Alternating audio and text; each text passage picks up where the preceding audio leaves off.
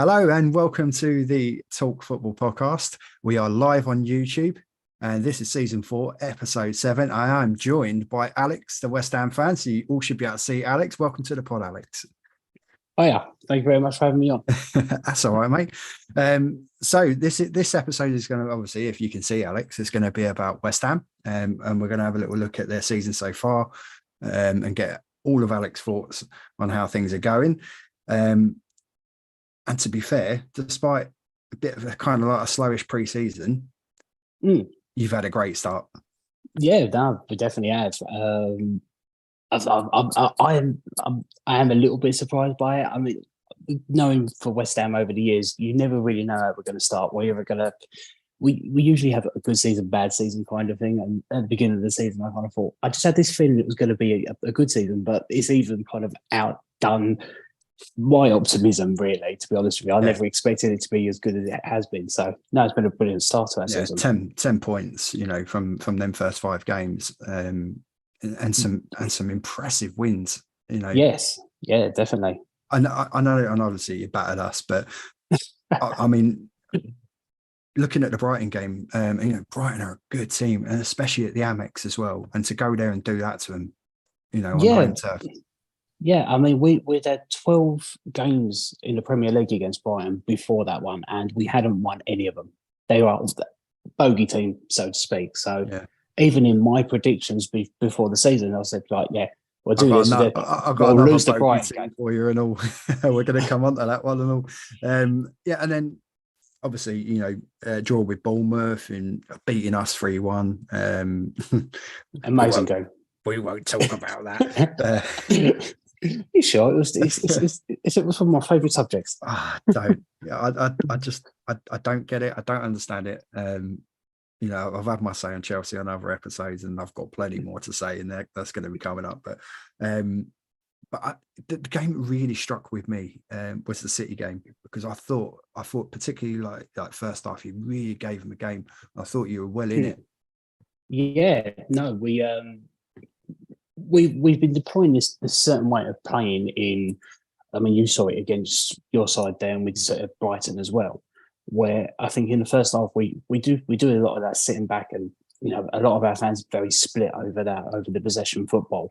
But it's a type of play where I see is where we're trying to frustrate the opposition into either making mistakes or trying to get frustrated, and we try and nick a goal, and then in the second half they tend to open up a little bit more because they're trying to get a goal, and then we take advantage of it. And on that counter. Yeah, and obviously it works against you guys. It works against Brighton. And in the Man City game, we just did not start the second half on top brightly enough. They got a quick goal, and it kind of all fell apart. City are just a machine. Once they get that, once they sniff that blood, they're they're frightening. But I mean, positive. I mean, obviously, again, I mean, on the road again. So if I remember, I read a stat. I think if you beat Liverpool tomorrow, already in this season, you would have achieved as many away wins as you did in the whole of last season.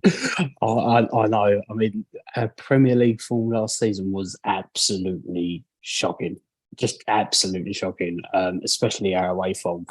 And that was just so unexpected. I mean, it brings me back to earlier on where I kind of think you never know how the season's going to start. And I made a video on this. I think if you expect us to have a good start to a season, it's usually terrible. If you expect a terrible start, it's usually good. And last season was just terrible.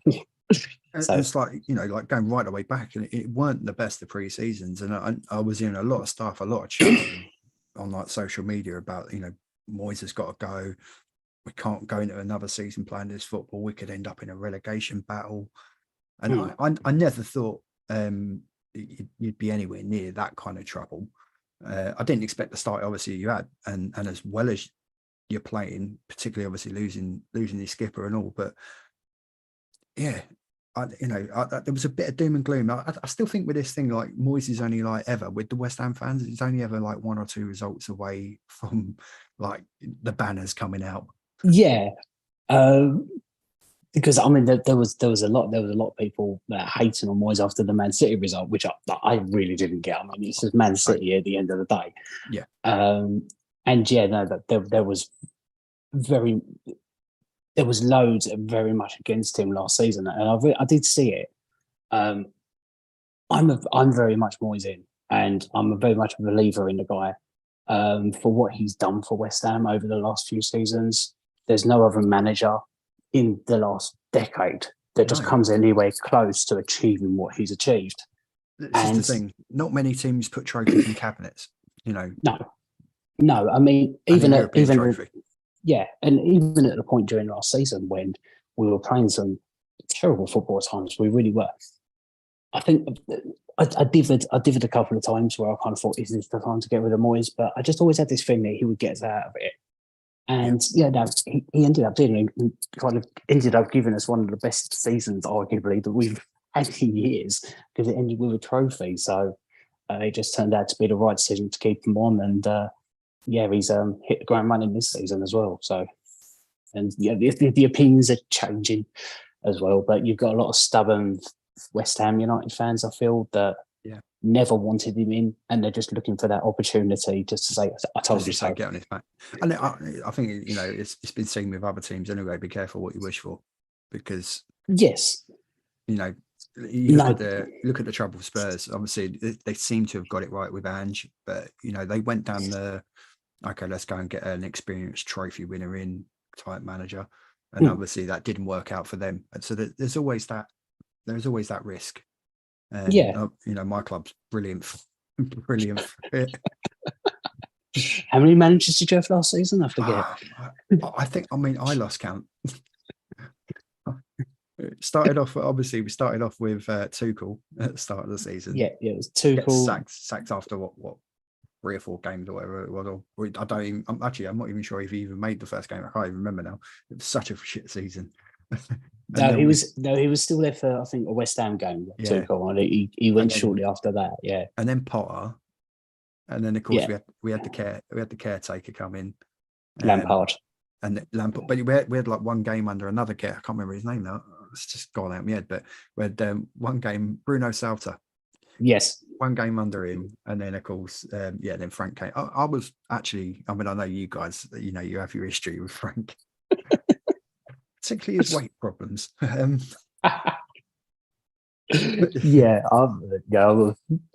check his history when it comes to Frank Lampard, I guess. But that was.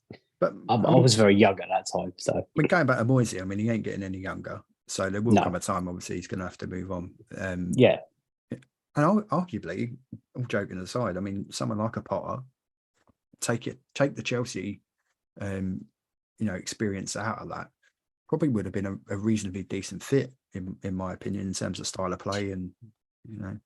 Yeah, so I keep on being asked this question, like, who would you have instead of if Moyes went? And it's a very difficult question, because you just don't. With West Ham, we've been through a wider range of managers over the years, and some have started off really well and just ended up in the same position where we're fighting relegation. Yeah, and this is the first time where we've got Moyes where we've kind of stuck with that manager and carried it on. And his contract ends at the end of this year. And so far, I don't think he's been offered a new one. So he may end up leaving next season, and we may get in a new manager. Who that will be is anyone's question at this moment in time. The way it's looking at the moment, Pochettino could be available. Who knows? They need to give him time. They need to give him time. Like I really don't know what's going on at Chelsea, though. Really kind of. Like I said, slow start with your pre-season, slow start with your transfers. Yes, very much so. Yeah, and I know a lot of fans were getting a bit worried, because obviously we all kind of knew that Declan was going to go. Yeah. I never thought City was on the table for him, to be honest. I think it was always Arsenal. I don't understand what was going on with that. Maybe it was just to kind of move the wheels forward or something. I don't know. Weird. I think, and we've seen it already, because he's fitted in perfectly at Arsenal anyway. Yeah, he has. Yeah. And we've kind of seen it with Spurs, obviously losing Harry as well this season. You lose a player like that, like your club captain, stuff like that. It doesn't necessarily mean it's the end of the world. Because No. the problem you had, and which is any team that sells a player high profile, high money, is that everyone, whoever you're going to buy, are going to start banging on an extra 10, 20 million. But we'll look at the transfers. And I suppose like a kind of almost the direct replacement would be Alvarez. Yeah. It's that sort of like a defensive. I know Rice is more than just a defensive midfielder, but you've kind of brought in players that build into three players that all max or build into a Rice, if you know what I mean. Yeah, so like Rice, obviously, when he left, it is a big loss for any team or player of that caliber and that skill. But we had what's become very evident to me this season is that we had been preparing for his kind of departure for the last couple of seasons, because where he played best for us was in that defensive midfielder role. Yeah. And he wanted to progress his game and, be a more forward player. And we started accommodating that for him. And I think that was the judgment to us. So he hasn't actually been playing in that kind of defensive midfielder role for the last season or so, which I did actually think played a part in our bad performances last year a little bit. And then when he's left, we brought in a DM straight away in Alvarez, but we also strengthened the rest of the midfield as well. And and the midfield just looks a lot more balanced now than it ever did last season. It functions. It's not everything's not all directed through that one pivot. Yeah. I think Kudus is going to end up being a phenomenal signing. And for me, I commented it on a few of your in your live and a couple of the videos and stuff like that as well. I do think he'd be best behind a striker in like a 10. Yes, maybe a more progressive 10, and that can actually make those runs in behind Antonio, and give options in the channels and making intelligent runs. It looks like a really intelligent player. No, he does, and I think he's an option that you can use anywhere along that front line on the left, right, and centre. And we saw the first of him, obviously, in the game on Thursday night, and where we saw him best, the best time I actually saw him playing, like the best performance he was putting in, is when he was in the middle, because he was taking on players, just drives. And he just drives, and he drew a foul, which, we need someone in that middle, because we like to play our game down the wings quite a lot, and that's our only avenue of attack. So having someone who can do that in the middle gives us another avenue to explore going forward. It just takes so much. When you've got a player like that can pick up a ball and travel 30, 40 yards of it, it takes so much pressure off the defense. It takes pressure off of the DM, that everyone can then, once he's got that and he's doing that and the other four players are buzzing around, your back line gets reorganized. And then if there is a transition, a turnover in possession, everyone's set, everyone's in a position, you can go again, hit the press, win the ball back. And a player like that's like invaluable. Yeah. And then, I think also he will draw fouls around that area for someone like James Ward-Prowse. And I know, obviously there was this whole sort of like, backroom battle between the technical advisor, sporting director, or whatever. I didn't want to go for a player of that kind of age, wanting to get in younger. Moisey's like, but this is a guy I need. Yeah, this is what he can do for us, and we're already. I mean, he's in my fantasy team, winning straight away. Yeah,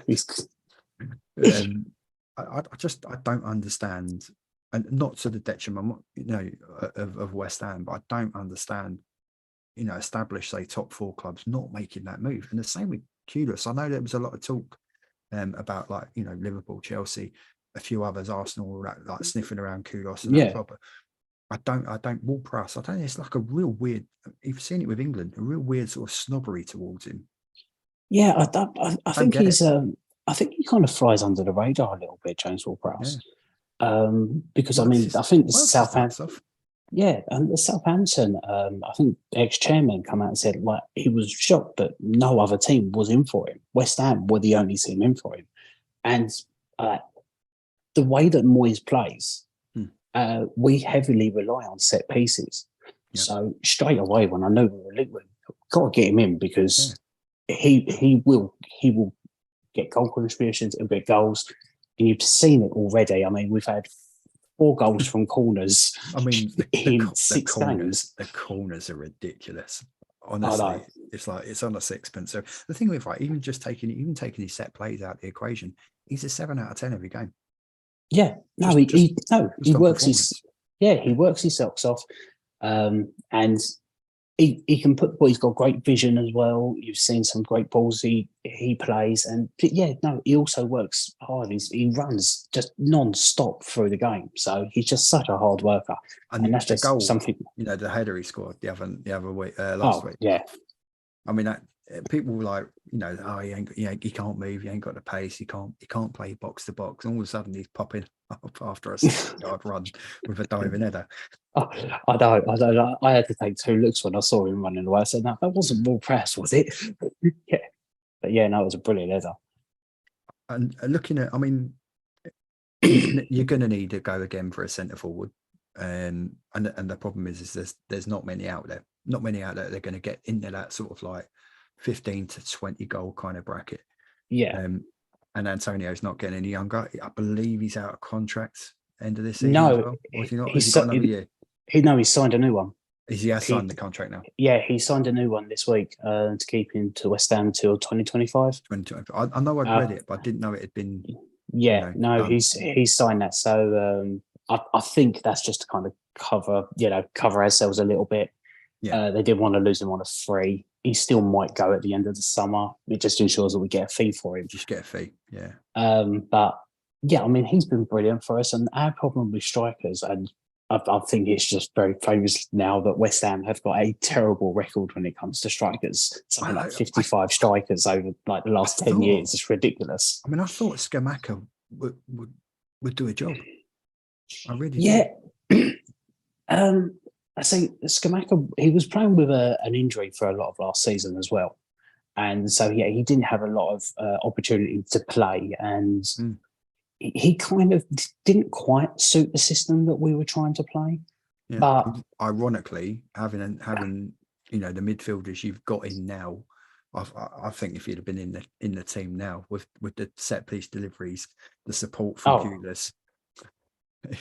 Yeah, well, I mean, it's... The funny thing is, I think he's injured now. He's out for a month for Atlanta, so it might have been something that was, we weren't too fussed about because he was injured quite a lot last season, and so not a name to throw at you. I don't know. It might have been someone that have maybe caught your eye on the radar, but Vlahovic. And I know we looked at him as like in terms of like a possible swap deal with Lukaku and all that, and that didn't come about.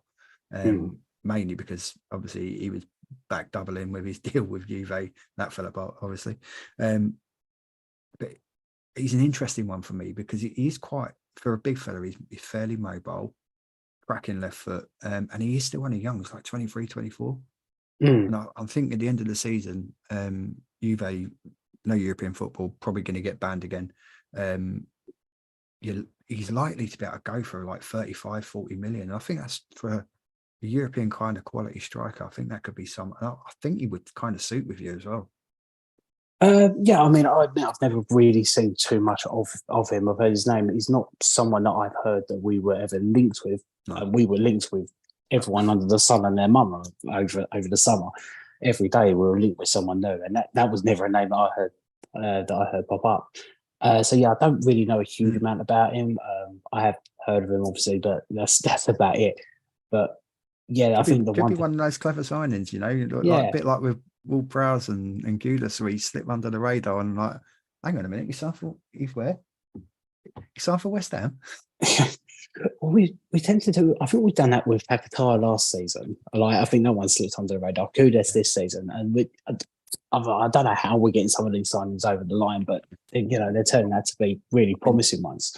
Funny you should mention Paquetá because obviously it looked like towards the end of the transfer window that it could happen with City, and then this whole betting thing is obviously creeping around in the background. I've not really looked at that too much. I don't really know what that's about. Is it him directly that's being investigated for betting? So as far as I understand, it's his family members in Brazil were placing bets on him to get yellow cards in matches, and one particular match he got a yellow card. And that is all I know. And I think it was actually our sponsor Betway that kind of reported it. But as far as I know, that is what it is. So it could be a possible match fixing thing. I think the only reason it came to light was because of the Man City link. Yeah. And I think it's one of those things that's going to be very hard to prove that he had any prior knowledge of. So I don't know how it's going to work out, but we know the FA takes their time on these things, so I don't expect it to get sorted anytime soon. I've got a few Brazilian friends, and they've got cousins, hundreds of them. So he probably doesn't even know which cousin it was. Then no, I mean this is the argument, isn't it? It's like, first they've got to find out if he knew.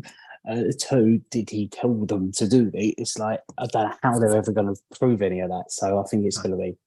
I mean, clearly he's a quality player, and not a player that obviously you'd want to lose anytime soon. Anyway, I mean, everyone's got their price.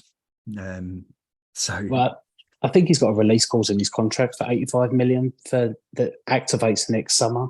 Yeah. So we kind of all prepare him for the fact that he may leave. It does. I think this betting thing could hang over his head for a little bit longer, and he may not. We'll have to wait and see. And of course, that could kind of work in your favour, because obviously teams are going to be I'm not going to go and spend that amount of money on a player when he might not be available for 18 months. That's right. If they want to keep on investigating this for the next 3 years, go for it. Brilliant. Yeah. So I mean, generally transfers, obviously, like we said, slow start, but overall, according to transfermarket.com, your spend obviously on transfers was in the 137 million, something like that. But you bought in 156. Yeah. So you've got to say that's a great window. Yeah, no, it is a great window. I think we'd spent quite a lot over the last few years, and so I think the whole financial fair play was kind of hanging over us a little bit, which I think it was contributing to our late start in the window. Yeah. But yeah, no, we've made some brilliant business. I think what you mentioned earlier about being like priced higher, players being priced a lot higher because of the Declan Rice sale, did kind of hamper us a little bit. But I think at the end of the day, we look at the deals we've made and the amount of money we've spent. I don't think you've overpaid on those players. I think you've got them at kind of like the fair going market rates. I think you've done really well, and that's off to obviously your board, and I know that they've obviously taken a lot of criticism, in the past and whatnot. They seem to have done fairly well the last couple of years in what they've done. So it's looking bright. Big game tomorrow though. Yes, big game tomorrow. Big game. It's at Anfield. We don't have a great record at Anfield. You don't, and I've got a couple of stats on that as well. I know. I knew you probably would. 1 win in 14. I think Moyes' personal record stretches into something like 25 to 30 odd games, something like that. 0 wins against top 6 clubs away from home. Yeah, it's a terrible record Moyes has got away from the top 6 clubs. Terrible record. Looking at the way you're playing, particularly in the attacking phases, and I've been quite lucky. Time-wise with work and whatnot, I've been able to catch quite a few of the Liverpool games, because they had a similar kind of like parallel sort of like season. I know they pushed towards the end and very nearly got back top 4, but I think they're very, very vulnerable at the back. And even if Trent and Virgil's back, I think the movement you have in the forward areas is going to cause them problems. And they have been so vulnerable. And I think, yet again, I've said this on one of your lives, they are very, very vulnerable on set pieces. And we've seen what you guys do already. I think, obviously, set pieces are going to be massively key to that. Yeah.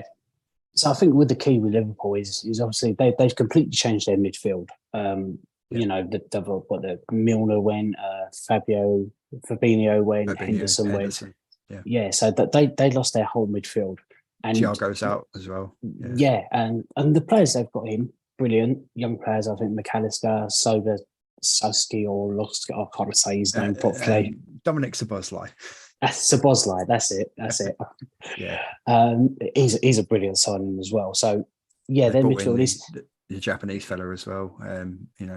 Endo, good player, established player, a bit different, bringing that bit of experience, but yeah, struggled in his first game.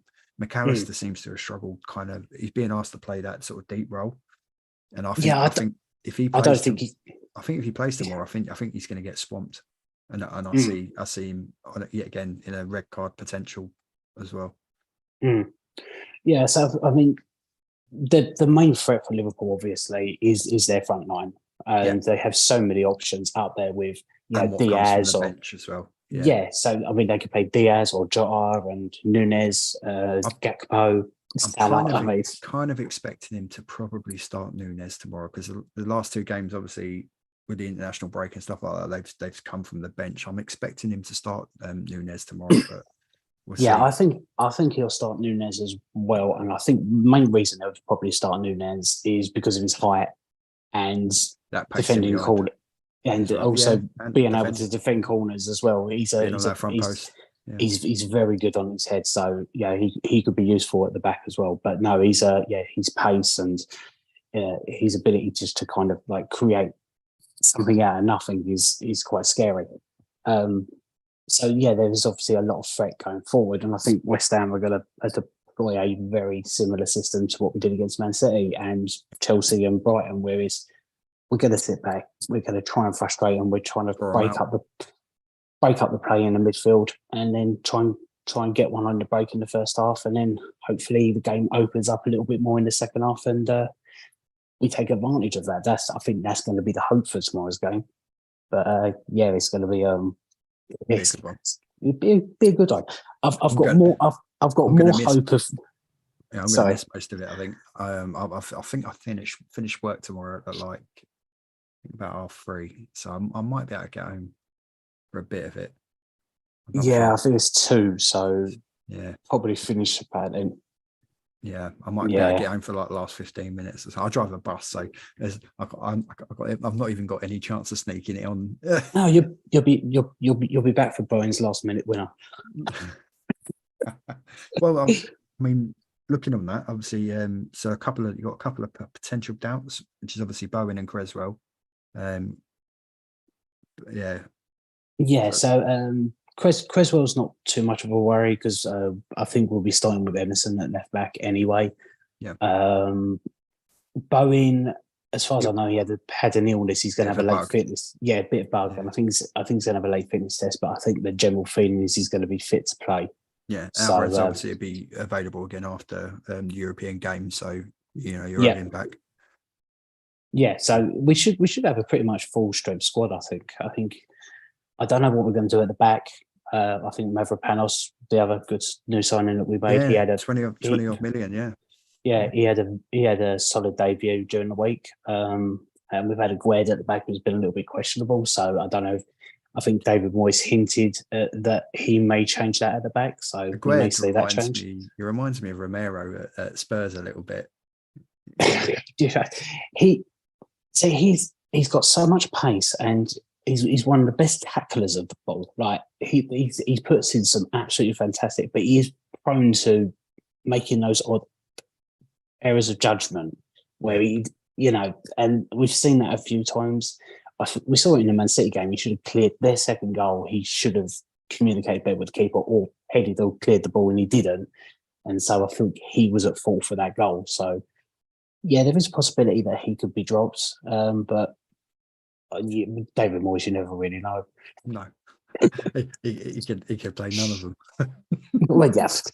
You just don't he has his favourites, and he likes to give players the benefit of the doubt, I feel, sometimes, and it can work against us occasionally, I feel. Now, bearing in mind, we are live, obviously, on the YouTube. Yes. Forgot where we was. I nearly said TikTok then for a minute. Yeah. So we have had a question from a good friend of mine. He's a Derby County fan. I'm actually going up to next month. I'm going up to Derby for the Derby Northampton game. So he wants to have your prediction on where you're going to finish this season. So yeah, your hopes for the season.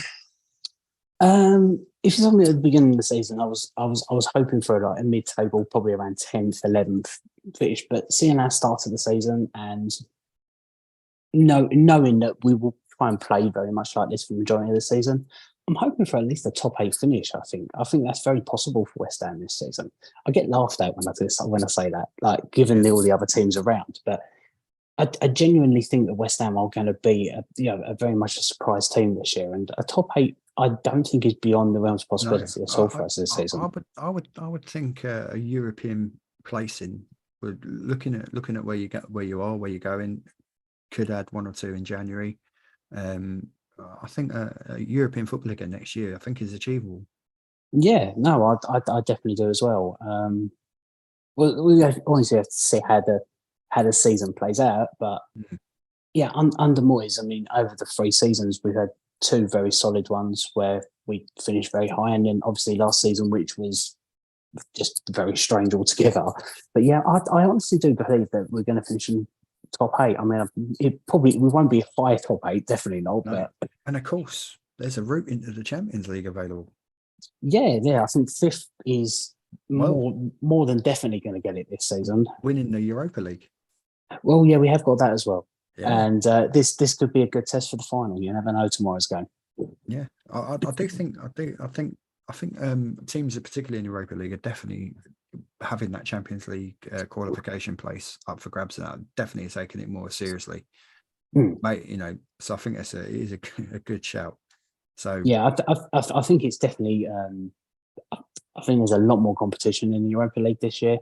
Looking at the Europa League and Champions League, I actually feel like there's a lot more harder teams to play, in general in the Europa League than there is in the Champions League this year. There's been some, like, across the European leagues, there's definitely been a couple of like these weird, where you get these weird seasons where you'll get 1 or 2 big teams just, don't get into the Champions League, don't get in the top 4. You'll get surprise teams in those leagues. We've seen it in Italy and a couple of times in Germany and then where the bigger teams do fall out of that top 4 picture and then end up in the conference leagues and or not in Europe altogether. Chelsea or Tottenham, like my Italian club behind me, can't stop their dodgy dealing, just get kicked out of everything. Oh no, it's terrible, isn't it? Isn't it Pogba as well? Like, he's been banned now for something that's like open or something, isn't it? Yeah, so he's had a regular test result, performance enhancing, and they're talking about potentially a 4-year ban. That ended his career then, won't it? Basically. I mean, over the last 18 months or so, he's not really had a career anyway. Well, no, it's true. I just think obviously, I just think that's a massive, massive waste of talent. And, what we've seen that guy do in spells, and in moments. We've seen it with France in the World Cup, and I just don't. It frustrates me with players. It really does.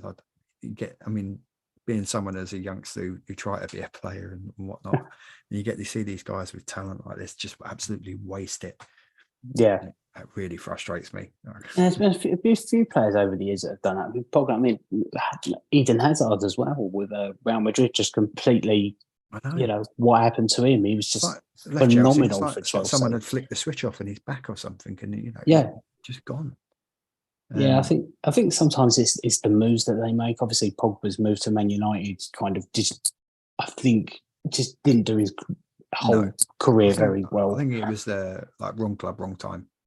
Or maybe right club, wrong time. I don't know, but a bit like when Ronaldo went back and all that. It's just going back to a club that's not in that same picture as when you left it. Yeah, definitely. So if I could get like a wish list off of you, so a signing, say, for each, other than goalkeeper, or maybe you need another goalkeeper, I don't know.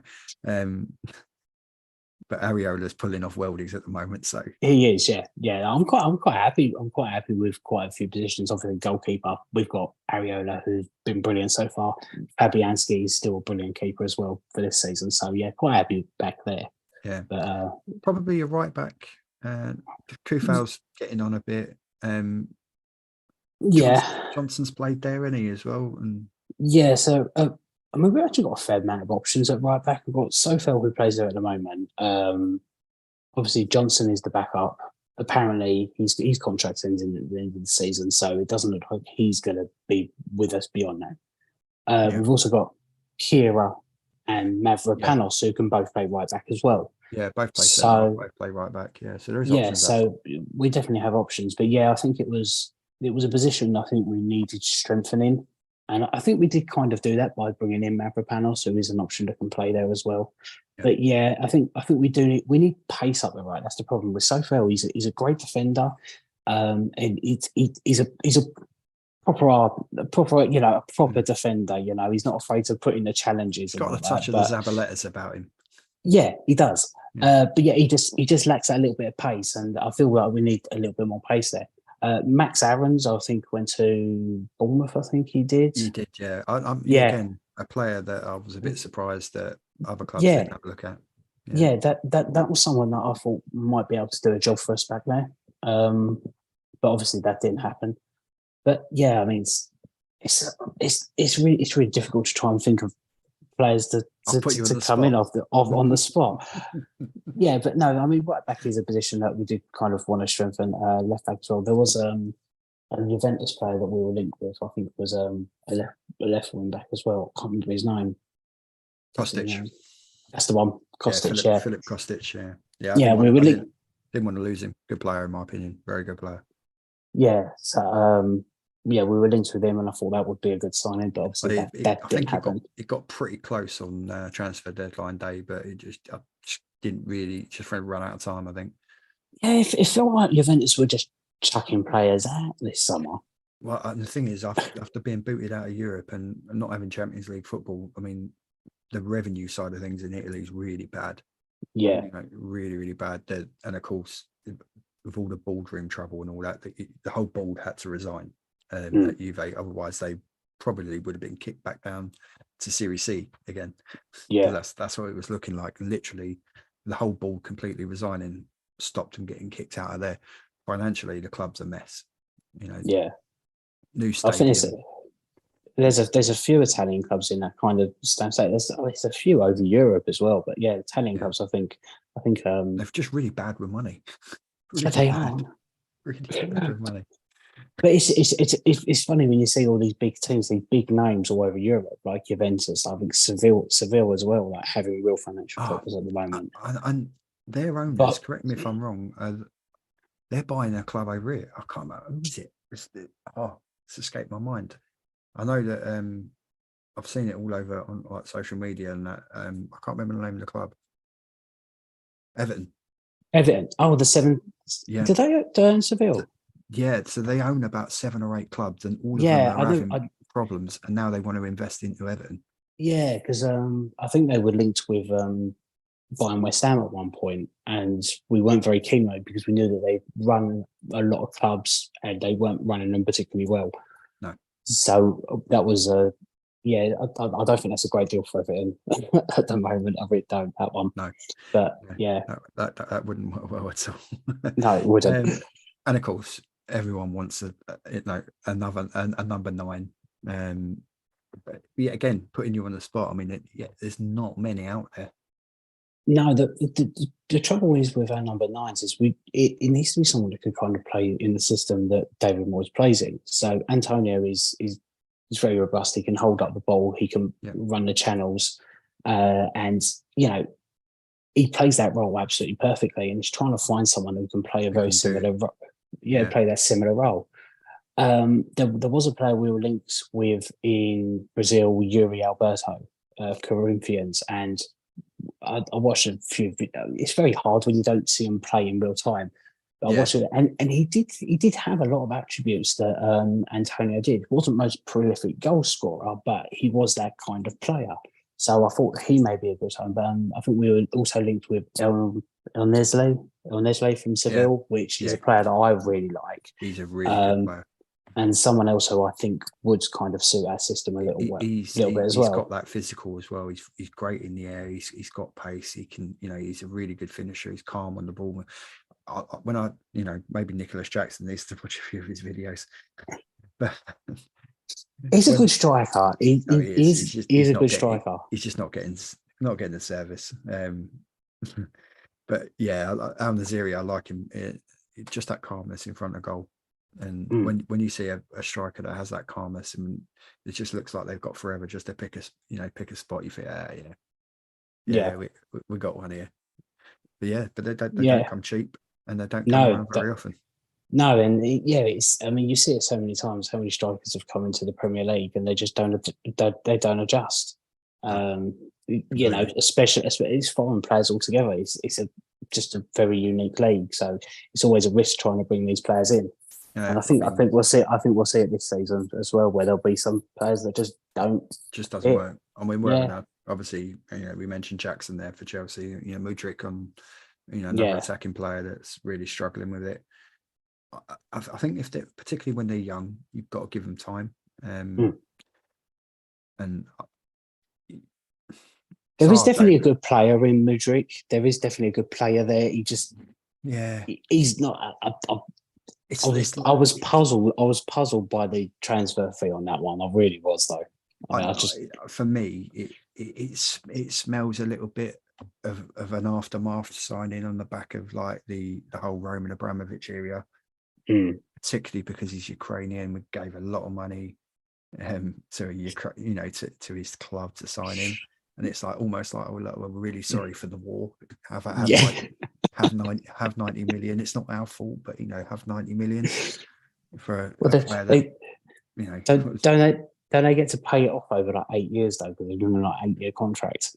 Yeah, do you know what? And we can talk a little. We'll do a little before we finish up. We'll do a little bit on FFP because I'll get your thoughts on it, because it's a bizarre thing. So there's a really, really, really good clip. You'll find it on TalkSport of Simon Jordan explaining FFP and how particularly Chelsea are getting away with it. Yeah. So when you sell a player, even though you don't get all that money up front, that book price goes into your FFP balance sheet. So, i.e., you sell Declan Rice for 105. Yeah. So you'll get that maybe, I don't know what the payment structure is, how much Arsenal have paid up front, but no clubs ever get, never. No. Even Man City don't pay all the money up front for a signing or whatever. So you get it in your stages, but on your balance sheet for FFP, that 130 million goes straight off of into your net spend, and off, you know, so your books are literally balanced for the next 3 years now because of that. Yeah, it's insane. So so I know in European football it's now been capped at 5 years, and I know as it stands with the Premier League rules, there is no cap on how many years on the contract you can say. But I know that they want to now, but obviously they have to do it as a vote with all 20 Premier League clubs, blah, blah, blah. And I know they want to cap it at the 5 years because they don't like what Todd's doing. No, because basically the length of the contract, they can pay off the payment over the length of their contract. Yeah. So if they give them an 8-year contract, they could pay it off over 8 years. So they split the payments. So the money coming in is one big lump, but the money going out is littles. Yeah. So we've spent like £1 billion, and yet our net transfer spend, because of the length of these contracts, is only going to be like 100 odd million a year. And then when you take that into consideration, we've saved on all the players we let go, the Mendy's, Havertz, cheers Arsenal, by the way. When you 65 million, I don't understand. We paid 71 and we hadn't even finished paying him off. So to make, well, it's not even really a loss. We kind of like, you know, more or less break even with it, with the add-ons and all that as well. Bizarre. But with all that, all those players that have gone out, the ones particularly like getting those wages, now all the players we've brought in, because we've gone with this policy of buying young, that might well be to the detriment of results. But in terms of the business model, you know, they're all young, so they're all going to have all got these high contracts. They're on nowhere near, even though they're high profile signings, they were nowhere near the money that you know, the players that we've let go are on stuff else. You know, like Mudryk's on like it's like 80 to 90 grand a week or something stupid like that. I know there's a lot of bonus stuff that flies into it, and I do think it's a model that a lot of clubs are going to start to copy, because if it's within the rules, and you know, it makes sense. Yeah, I mean, it's ridiculous. Yeah, I mean, I think something like FFP is kind of important, because you there are some that can come in. You could have Like Yeah. Newcastle, for example, they like the amount of money that they have. I think actually what Newcastle are doing is, I agree with it. It's that I like the way they're doing it. They're taking their time. They're Yes. buying in the right players. They're not just buying willy nilly. Like Chelsea did when Abramovich come in, like Man City did when they come in. They just splash the cash, and I think it does allow for it to be a little bit more fair. I just think that I think it needs to be regulated properly. The thing is that FIFA and UEFA can't organise anything. The Premier League haven't really quite got it right either, and it's at a complete detriment to smaller clubs. I know it's the idea of it was to be brought in to make it more of a level playing field for smaller clubs, but all you're doing is restricting a smaller club that's already on a small budget. Yeah, so it just doesn't work. That is completely valid, because I think it was born because I think it was Leeds actually who came in, spend loads of money, and then suddenly they were in the absolute shit, and then just dropped down because they were spending loads of money, and it was to try and help teams not overspend. Yeah. But what it's done is restrict clubs from going beyond their means, and I think it's the richer clubs just stay rich. And even though the Premier League table at the moment, and the Premier League table last year doesn't show a clear split between the top clubs and everyone underneath. There is obviously still a massive gap in revenue and in the amount of money that they can spend, because what's funny, you've got the two biggest spenders at the moment, which are Man U and Chelsea, sitting in right in the middle, and 13th. I think they probably bounced up to maybe, I don't know, 7th or 8th with that win today, but yeah. So I think that the problem. I mean, again, before I know we've gone a little bit off subject with West Ham, but hey, it's football, isn't it? And I know you talk a lot about all aspects of football on your live. So the Saudi, I mean, I've touched on this in one of my episodes before, and my thoughts was the potential problems that the Saudi League causes, and the knock-on effects for that. Yet again, I think next year they will go raiding into Europe, obviously Premier League included, and they will just keep, because they've got this. They don't have restrictions. Yeah. So this is something else that I find really a real problem, because you can have someone like the Saudi teams who don't have restrictions on them to do what they want to do, and it's something that FIFA, I think, really need to kind of come in right now and say, no, you can't just be spending this amount of money, because it's absolutely ridiculous. Yeah, I think I know Al Nazir have been told that they've been put on a FIFA a transfer ban at the moment, because it's not because obviously they haven't got the money, it's just that they seem to have forgotten to pay certain clubs how much they owe. So I think they're the only club at the moment that's actually FIFA has stamped on and said, hang on a minute, no, you're not doing any more deals until you pay off all these other people that you owe. But it's frightening that what they're capable of, and I think long term, particularly our Premier League clubs, most of our income comes from the TV money, and that income comes because it's a league that everyone wants to watch, because generally we have the better players overall in the Premier League. Yes. So you'll get superstars in other leagues, but generally, as a golden rule, most all 20 Premier League teams have really good players. Yeah. And it's entertaining the work. Now, if you start, I think it's already established as well with the Premier League, and it's already watched worldwide, and you have it's forever updating. And my problem with the Saudi League is every single time a player goes over to the Saudi League, I'm trying to build the profile. No, you're not. No, you're not. Stop lying to yourself. Jordan Henderson the other week, it was oh my God, seriously, just be honest with yourself, mate. We know why you're over there. You've got offered a shitload of money. It's never cared about human rights and you really cared about lesbian and gay issues, that you would not be playing there. Simple as that. Simple as that. So be honest, all you're doing is say, listen, I know it's got its problems, blah, blah, blah, I'm securing the financial for my future, for my family, for many, many moons to come. So yeah, I know you don't like it, but it's what it is. But the thing is, though, when it comes to the biggest leagues in the world, they are the biggest leagues in the world because they have homegrown players that are known throughout the world. Yeah. Saudi will never have that because their players are just not of that quality. Not that they will never have any of those players. Of course they will, they will get, and it might, in 10, 20 years, 10, their 20 players may get better.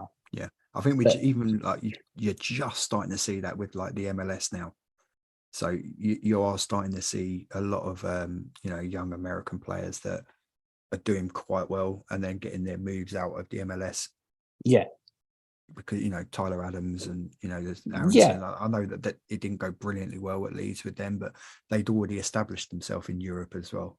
But that's taken 20, 25 years to get to a position where the young players have got to a level. Exactly. So what it kind of feels like the Saudi Arabians are trying to do at the moment is trying to fast track it just by trying to get in all these big names. The problem is that because everyone's see one, it's not sustainable, and two, I think everyone knows why these players are going out there. So it's not about the football; it's about the money, and we want to watch players that are about the football. Yes, I care. Yeah, and I just can't ever see it taking off. I just can't. But it is still a massive worry because of the amount of money they get.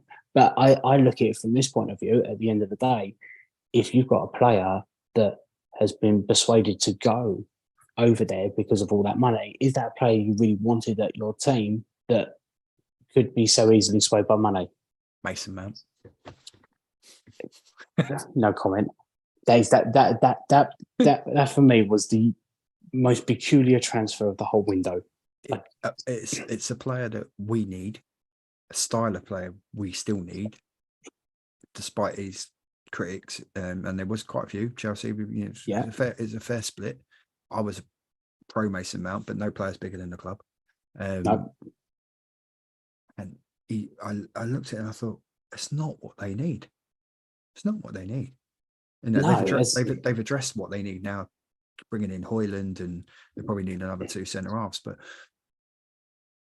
just 60 odd million on a player you don't need, and then you play him deep and sit him alongside Casemiro. And you wonder why he struggles for form and confidence. I don't get it. No, it's an attacking midfielder that can play across the front line, or he can sit in a 10. That's what he is. That's what he does.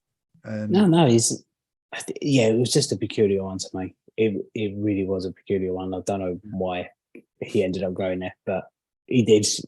I'm guessing it had to be for the money, really. Well, I mean, we offered him close to 200 odd grand a week, and apparently that weren't enough. And it weren't enough. So, and he had a bit of a half-hearted goodbye message and all that, video and all that, and it wasn't authentic. It weren't genuine. Apparently, his dad was a massive Man U fan as well in the past or whatever. So that's how they've tried to sell it to the Man U fans, that this is like, I'm coming home to, because this is my dad's club. Don't buy it, just be on it. Yeah, again, it's amazing the influence dads have on football things.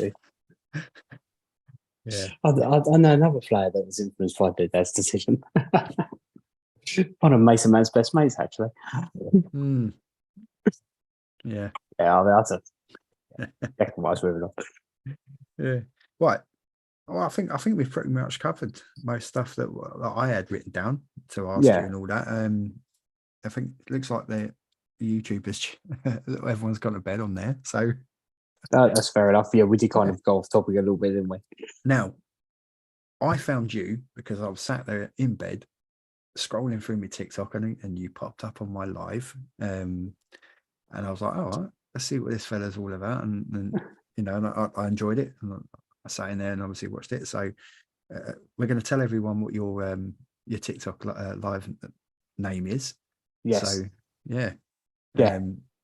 because in fact I'm going to get it up on the screen. So, and I'll read it out as well. So then obviously people can come and find you. because he's growing and he's growing fast, people. So get on it while get in there early as like a founding watcher for him. All right. So obviously the camera's not mirrored because I'm an idiot. West Ham fan 86. There we go. So at West Ham fan 86 on TikTok. And you go live most nights. Yeah, I try to go live a few nights a week. Yeah. Talking obviously West Ham, but obviously many aspects. Whatever comes up in the chat, I know you're happy to answer it all. I love a good bit of football banner as well. I get a lot of that, which is great. I've seen some of it. Yeah, it gets quite lively. It can do. I had a lively one last night with some Man United fans. That was fun. The easiest ones to come back to. Yeah. Nothing really quite stirs the emotions of grown men, particularly and young men, particularly like football.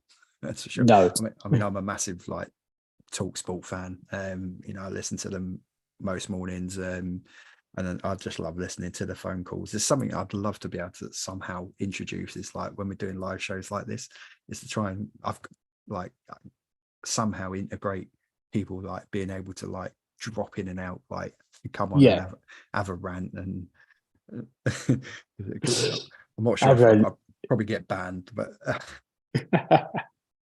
yeah, that's where we find Alex on there on the TikTok. So make sure you drop him a follow. Because it'd be great to see you getting up into that sort of like 10k region as well. Because I tend to see whenever people hit that sort of like 10k, it's like whoosh and goes. Yeah, I mean that'd be amazing. I mean, I'd say when I started this a few months ago, it was just a little bit of fun.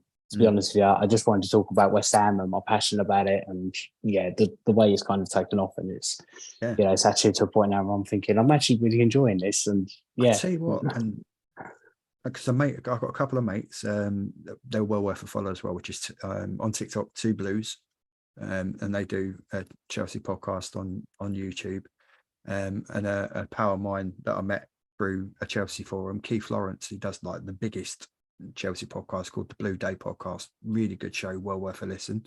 But mate, honestly, with what you do on your lives, 100% you should be looking at like doing it as a podcast, even if it's just starting it out with YouTube. I mean, I have been. Well, actually, more recently, for some reason, I kind of lost my 10-minute feature on TikTok, and not that my videos ever go to 10 minutes, but they do go over 3 minutes.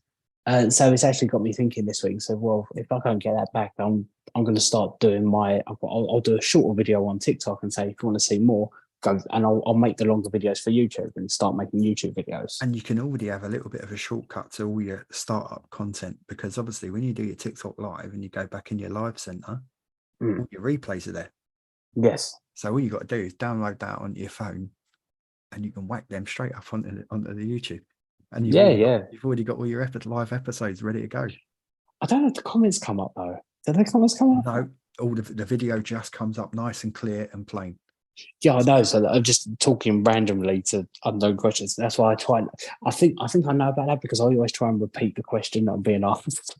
Yeah, that's handy. It works that way. Yeah.